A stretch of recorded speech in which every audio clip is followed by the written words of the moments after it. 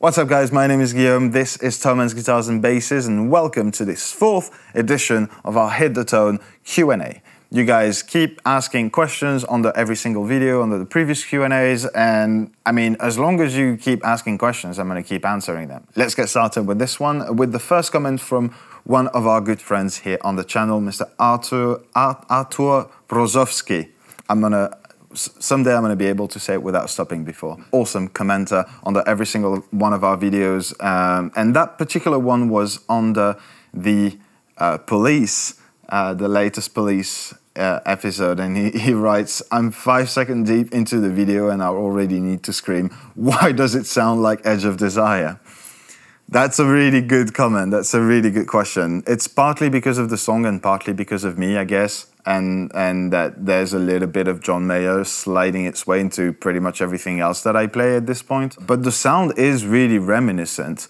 And you're not the only one who said that under that particular video, but just under every video. There's so many crossovers in between different genres and different things. And that's when you kind of start realizing the influence that some guitar players may have had on some others without even, you wouldn't have known it before. But because you get to hear all of that in isolation and like even more so with the police and effects like the Electric Mistress, obviously, or even like the Edge from U2 and what he did with Delay. If you listen to that in isolation, they are going to play like a lot of guitar-driven music afterwards. You'll realize that from then on, it's everywhere, and it inspired so many other players. So I wouldn't be surprised if Edge of Desire was partly, coming from that vibe of music, at least that really Andy Summers type of sound and playing. I honestly didn't realize up until I read that comment. So thank you very much, Arthur. Comment number 2 from FX101.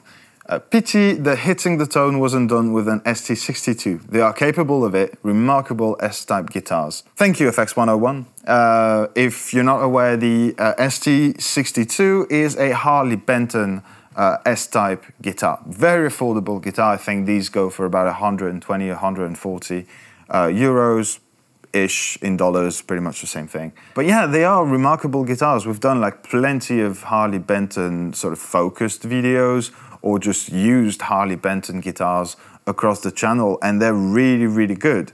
Not even for the money, they're just really good. The thing is, a lot of you guys sort of associate that channel with Harley Benton because Thomann is exclusive retailer, which I completely understand. But if you want to hear Harley Benton stuff, they also have a YouTube channel and it's really great. They have tons of awesome players out there, and Ben is just such a great host and player. So they're definitely doing everything that they can do with these guitars and these instruments, and it's really cool.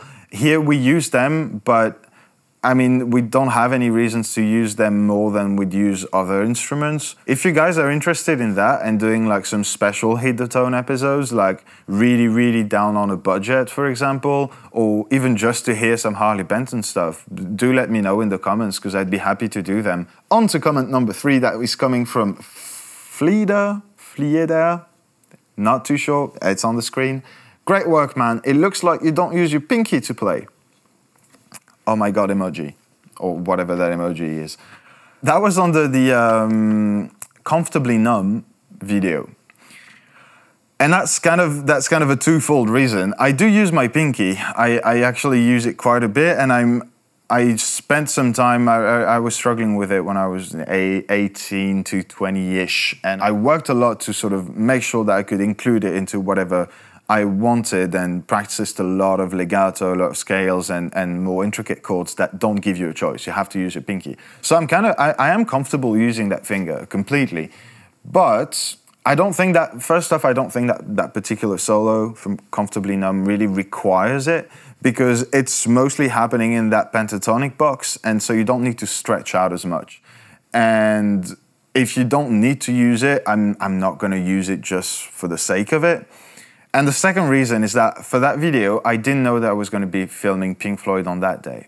And my guitar, my Strat here is strung with 12 to 54 or 12 to 56. And I'm usually half a step down. But I didn't have time to change my strings before that video. I had to make it happen. So I tuned my guitar back to standard, and I had to play the song with 12 to 56 gauge strings, and I had to bend the absolute life out of them to play that solo. That is too much for my pinky. In fairness, that was too much for the other fingers as well. But as you guys know, when you're trying to bend, you usually have a better grip if you're going in with your ring finger and sort of supported by your major and index fingers rather than with your pinky. In very specific positions, you do get a little bit more strength, I would say. But generally speaking, when you're sitting in that pentatonic box here, it's not necessary, and you'll pull out more strength by using your ring finger, which is why I was doing it that way. And on to question number 4, which will be our final comment for today, and it's coming from Martin Hagman, sorry, under the SRV Pride and Joy episode. And he wrote, "Indeed, no one plays like SRV did, but you did sound pretty good, mate." Thank you. Thank you so. I cannot agree more. I cannot play. Very few people could play like he did, but thank you so much for the compliment. I think the guitar pedals and amps sound were pretty close. I'd settle for that.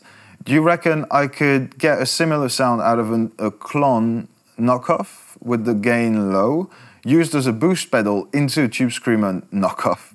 The short version is, yeah, I do think that's possible, because that's literally what sort of late SRV was doing, using the Klon and the TS9 and TS10. But I think you do have to be careful there, because the Klon sound is coming from the clipping of it. It's made to be transparent. It's not. It's not a transparent overdrive. It does have a tone shaping ability to it and a drastic volume boost.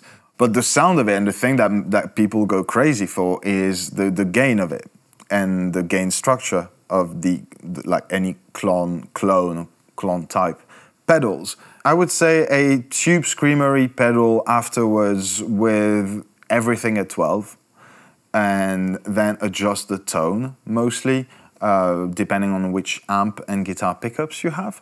But the gain shouldn't be much higher than 12 o'clock, just to smoothen things out, and boosting the front of that with a clone type pedal, but not necessarily in a low gain mode. That's going to be brightening the sound, making it a little bit more focused, but the clipping has to happen to have that different sort of mid-range, complement the one from the Tube Screamer, and get you that really bitey kind of screamy, at least really bitey SRV sound. But yeah, that's definitely a good recipe as well. I mean, that's what he was using. It was a clone into a Tube Screamer, or just a Tube Screamer and a second Tube Screamer, or just a fuzz into a Tube Screamer, but he was always sounding like SRV, so there was always like a little bit of magic in it too, I guess. So there you go. I hope that these answers were useful. I hope you enjoyed that video. If you have any more questions about anything that we do here behind the scenes, about the gear, about the songs, about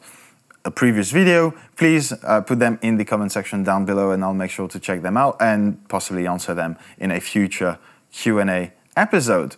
In the meantime, I wish you all a fantastic day, and I'll see you next Monday in a new episode of Hit the Tone.